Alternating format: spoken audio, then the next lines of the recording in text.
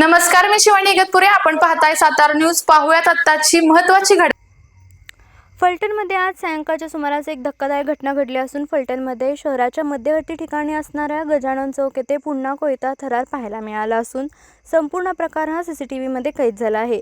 तरुणाचा कोयत्याने कापड दुकानातील मुलावर जीवघेणा हल्ल्याचा प्रयत्न केल्याने फलटण शहरात कोयत्याची दहशत पसरली आहे. दिवसाढवळ्या अशा हल्ल्याने फलटणमध्ये कायदा व सुव्यवस्थेचा वाभाडा निघाल्याचं पाहायला मिळत आहे.